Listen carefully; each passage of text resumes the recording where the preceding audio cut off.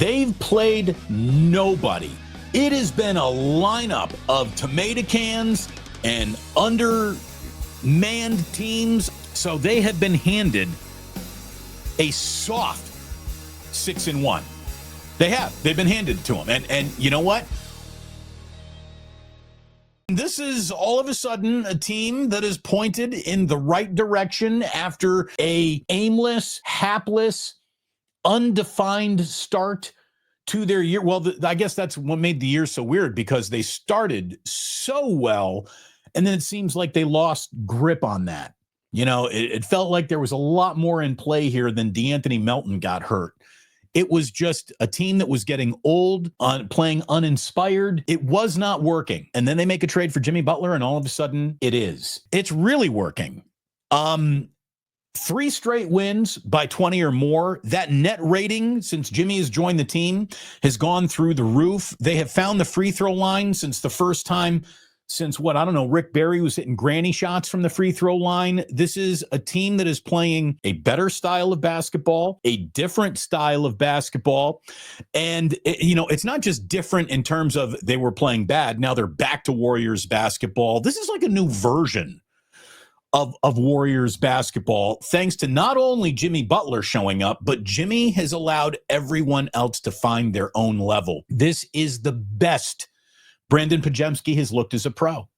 This is the best that Moses Moody has looked as a pro. This is the most comfortable and relaxed we've seen Steph Curry and Draymond together on a court in a long time.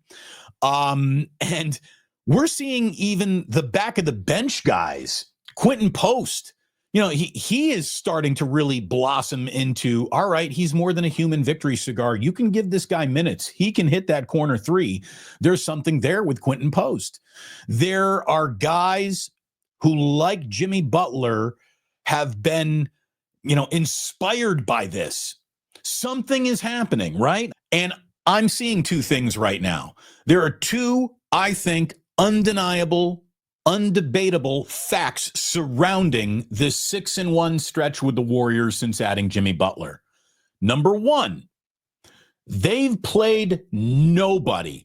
It has been a lineup of tomato cans and undermanned teams. I mean, last night they skinned the Charlotte Hornets alive. They plucked the wings right off of them. There was no LaMelo last night. They haven't caught a single good team. And if any team might have been better if player X was playing that night, the Warriors missed that guy too. So they have been handed a soft 6-1. They have. They've been handed it to them. And you know what? That's fine. Because if you want to become a bully again, you don't start your bullying legacy by picking on the biggest kid on the playground. You start with the cream puffs. And it's really good for the Warriors that they've got these cream puffs behind them and coming up here on this 5-game road trip that is really, I think, just going to keep on instilling confidence and them getting used to playing a style that is, a little bit new to them, but it fits. Again, 2 things can be equally true. The Warriors haven't played anybody. That is true. What is also true, that regardless of strength of schedule, regardless of opponent, they're just playing with vibes. They're playing much better basketball. There is Steve has always called it a basketball with joy. There needs to be a level of joy. It feels like joy is back in the room. I'm not even exaggerating, for the first time since Draymond punched Jordan Poole. That's what it feels like it's going on here. These guys are all bouncier, happier, more confident, and you can literally see it through the screen. It translates quickly when a team is feeling itself, as opposed to when a team is feeling like, well, technically there is a game scheduled tonight, so I guess we got to go do that. I think these guys are speeding to the locker room. They're speeding to the practice gym. They're very excited to be playing basketball for the first time since the start of this season. So I'm happy with what I'm seeing. There is no doubt about it. It's not just Jimmy that is making things look different. It's all the guys playing differently around Jimmy that has been like the add-on. Like, not only did they trade for Jimmy Butler, but in that trade, they seem to have now gotten the best. They've traded for the best version of Brandin Podziemski that we've seen. They've traded for the best version of Moses Moody that we have seen. They have traded for a version of Quentin Post that all of a sudden is like, who is this guy?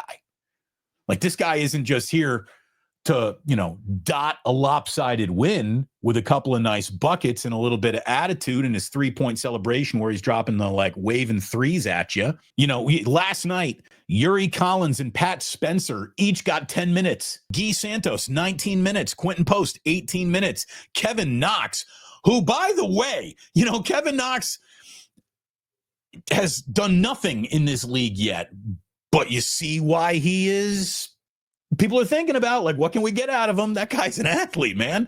Kevin Knox does a few things on a basketball court, not consistently enough yet, but Kevin Knox all of a sudden is like, hello, okay, what do we got here? Just signed the kid from Australia on a 2-way deal. What do they got there? I don't know how long it's going to be till we find out, or if there's going to be any there at all. We don't know. But, man, there's just something happening around the Golden State Warriors, and it is undeniable. Even a Warrior hater, even somebody who didn't like the team would have to say, yeah, something is different since Jimmy walked in the room, and there really is no debating it. Speaking of another reason to be excited of the Warriors, Jonathan Kuminga is going to be back in this lineup soon. And Jimmy Butler's already talking about how he thinks he's just going to be a perfect fit along with him. And another guy who's attacking and playing like him is going to open up more open looks for Steph and company from downtown. And look, in his 7th game last night, 6 points, 8 rebounds, 5 assists, a steal, 0 turnovers. He was 0 for 1 at the free throw line. First time Jimmy hasn't hit a free throw in Warriors uniform. He only played 19 minutes. But again, that game was in hand at halftime, and there was nothing else to talk about. That was in the win column easily. So you don't want to burn the wick before you go out on a 5-game road trip. And this is exactly what the Warriors need. They need to continue to gel together as their new entity. They need to continue to give some real minutes to younger players and back of the bench guys who will be called on to help this year. They will be. They need to rest Steph, Draymond, and Jimmy as much as possible. You don't want to go emptying those gas tanks if you don't have to. And the game against Charlotte was a feet up on the ottoman fourth quarter for all involved. So that was good. Again, when Yuri Collins and Pat Spencer are each logging double-digit minutes in a game, things have gone remarkably well or remarkably bad for the Golden State Warriors. And since Jimmy's been here, remarkably bad seems to have left the room. The Warriors were always capable of big highs, but unfortunately they would crash into the lowest of lows. And, this team doesn't look anything like the team that I just saw have success the other night. What happened? Is it just a straight up, all right, it's a make or miss league, and tonight they're missing too many shots? It wasn't that. It wasn't just the shots they're taking are being missed. They were taking bad shots. They were turning it over too much. The fact that Jimmy has calmed down this team from turning the ball over like it was their job is one of the biggest value adds that Jimmy Butler can possibly give to this team.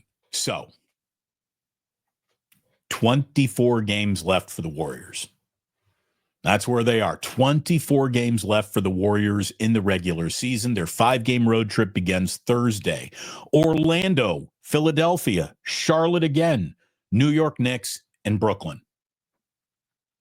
So the Magic have a losing record. The Sixers are the biggest frauds in the NBA right now. The Hornets stink. You saw that last night. The Knicks are all about which Jalen Brunson are you going to get tonight. If Jalen Brunson, the I might be the greatest Knick ever, shows up, you got your hands full. I will also say that for a team that is 17 games over 500, the New York Knicks really don't scare me at all.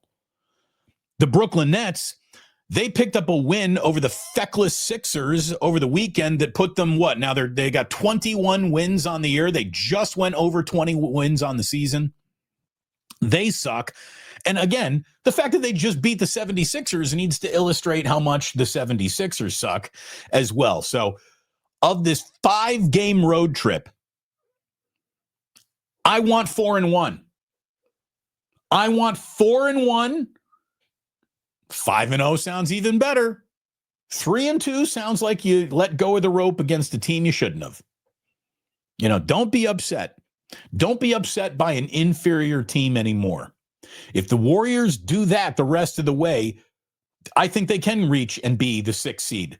Maybe even the 5. Thanks for watching. Tune into the Damon Bruce Show live on YouTube every weekday at 2 p.m. Eastern, 11 a.m. Pacific.